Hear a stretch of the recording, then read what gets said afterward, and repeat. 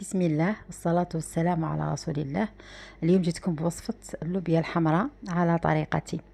اول حاجه نديروها بعد ما نكونوا نفخنا اللوبيا تاعنا ليله كامله من قبل، نغسلوها ونحطوها في لاكوكوط ونزيدوا عليها حبات جزر، ثلاث حبات طوماطيش متوسطين، حبه بصل، مغرف زوج مغارف تاع الزيت، شويه تاع الفلفل الكحل وفلفل عكري، شويه تاع الكمون، مكعب تاع الجامبو دجاج، شويه تاع كرافس يابس مطحون. نمرق بماء بارد، قصات ما نغطيها كامل، نغلق عليها ونخليها طيب فوق النار.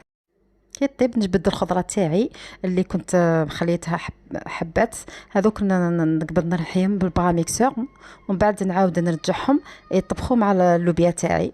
ونزيد عليها شويه تاع الماء، ونزيد شويه تاع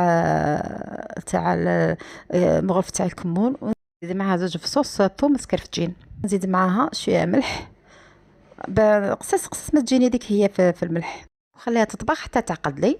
هذا مكان، وها هي وجدة في طبق التقديم.